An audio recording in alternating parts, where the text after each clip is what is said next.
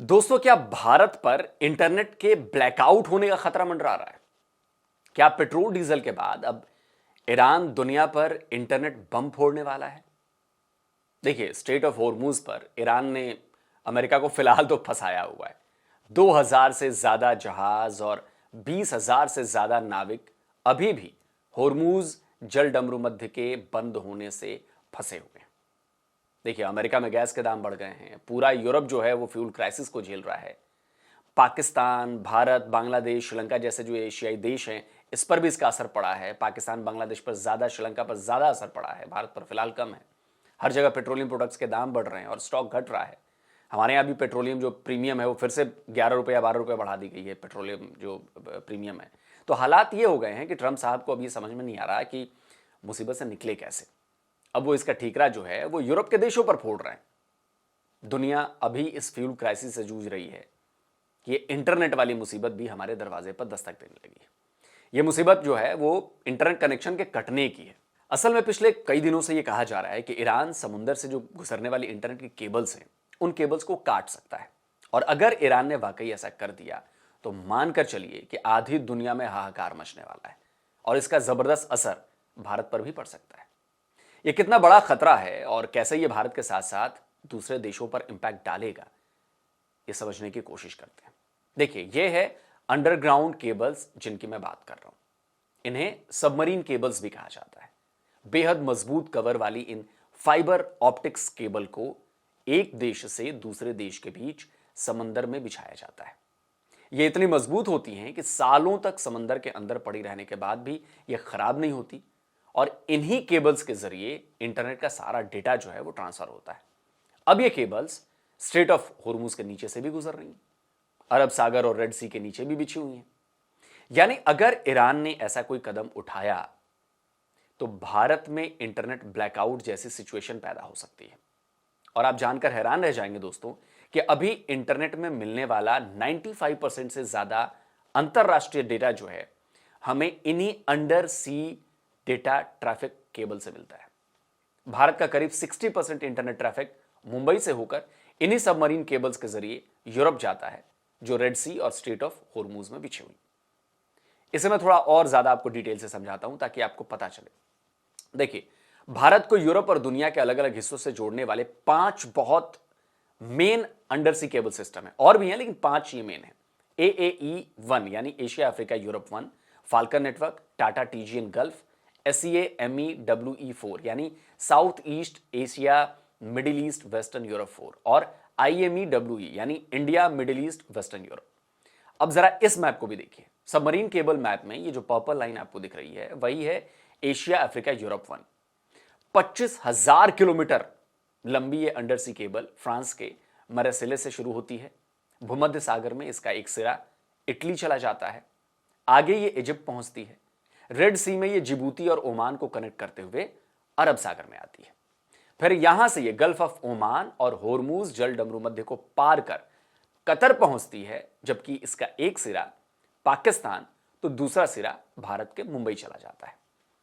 मुंबई के बाद यह अंडर सी केबल हिंद महासागर से होते हुए बे ऑफ बंगाल में भी जाती है और फिर म्यांमार को जोड़ती है और फिर आगे चलकर यह मलेशिया, कंबोडिया, वियतनाम और चीन को आपस में कनेक्ट करती है। अब जरा एक और मैप देखिए। यह है फाल्कन केबल नेटवर्क।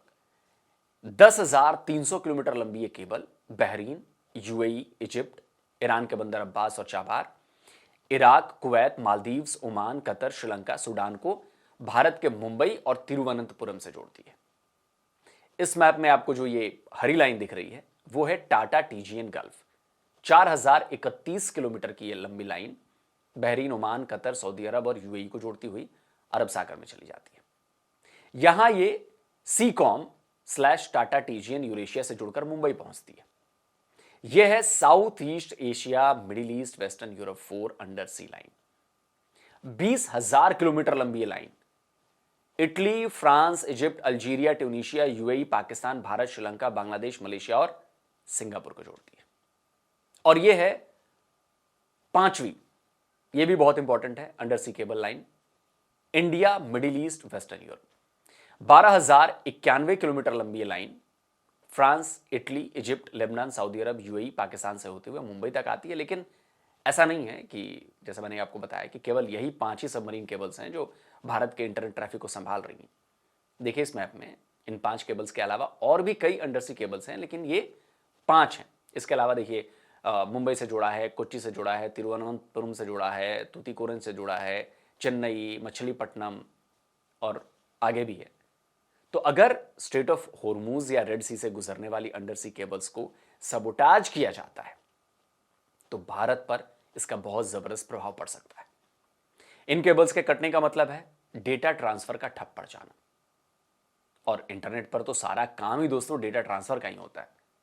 इसका सबसे बड़ा और जो पहला असर हो सकता है वो है हमारी इंटरनेट स्पीड जो है वो बहुत स्लो हो जाएगी, क्योंकि डेटा को अफ्रीका या साउथ ईस्ट एशिया के रास्ते रीरूट करना पड़ेगा, उधर से टेक करना पड़ेगा, तो उधर भी ट्रैफिक बढ़ जाएगा, इसमें ज़्यादा समय लगेगा, बची हुई केबल्स और डेटा ट्रांसफर लाइंस पर दबाव बढ़ने लगेगा। इससे भी इंटरनेट की स्पीड कम हो जाएगी, बैंडविड्थ कम हो जाएगी। तो वेबसाइट्स के लोड होने में, सर्च इंजन, क्लाउड और वीडियो कॉल, वीडियो स्ट्रीमिंग जैसी सुविधाएं जो हैं उनमें दिक्कत आ सकती है। लेकिन इसके अलावा और भी कई सेक्टर्स हैं जो इंटरनेट से जुड़े होने के कारण सीधे सीधे इसका शिकार बन जाएंगे, और इनमें एक इंपॉर्टेंट है डिजिटल पेमेंट्स। 16 मार्च को भारत सरकार ने बताया कि साल 2024-25 के फाइनेंशियल ईयर में 81% जो रिटेल पेमेंट हुए हैं वो डिजिटली किए गए हैं।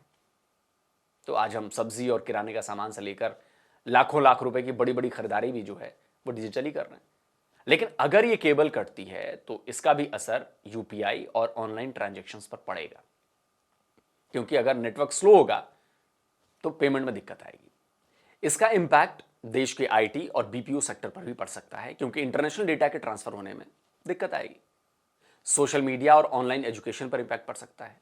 इसके साथ साथ लोगों के कम्युनिकेशन पर भी इंपैक्ट पड़ सकता है। भारत के सभी प्रमुख टेलीकॉम और डिजिटल इंफ्रास्ट्रक्चर कंपनियां जो हैं वो होर्मुज, जलडमरू और लाल सागर के पास मौजूद अंडरसी केबल से जुड़ी हुई हैं। इनमें Reliance Jio, Infocomm, Bharti Airtel, Tata Communications और यहाँ तक कि वोडाफोन आइडिया भी शामिल है। तो अगर ये जो अंडर सी केबल्स हैं इंटरनेट की, ये कटती हैं या इनको नुकसान पहुंचाया जाता है तो इनका सीधा असर टेलीकॉम कंपनीज पर पड़ने वाला है। तो साल 2024 में आपको दोस्तों याद होगा कि रेड सी में कई सबमरीन केबल्स कट गई थी, डैमेज हुई थी। तब आशंका जताई गई थी कि इन्हें यमन के हुतीज ने डैमेज किया था। उस वक्त केबल कटने से एशिया और यूरोप के बीच होने वाला 25% डेटा ट्रांसफर रुक गया था, और अब तो सीधे इन अंडरसी केबल्स को तबाह करने की बात हो रही। तो यानी कि यह खतरा बहुत ज्यादा बड़ा है, और भारत इस खतरे से निपटने के लिए दूसरे रास्तों की तलाश में जुटा है। लेकिन यह इतना आसान नहीं है, और ना ही ये इतनी जल्दी से हम नया केबल बिछाकर इसे तैयार कर सकते हैं। तो फिलहाल हम यही उम्मीद करते हैं कि ईरान, अमेरिका और इजराइल की जंग के बीच सबमरीन केबल्स को काटे जाने की नौबत ना आए। तो दोस्तों आज का एपिसोड कैसा लगा कमेंट करिए, अपनी राय दीजिए। जल्द मिलता हूं एक और नए वीडियो के साथ। नमस्कार, जय हिंद।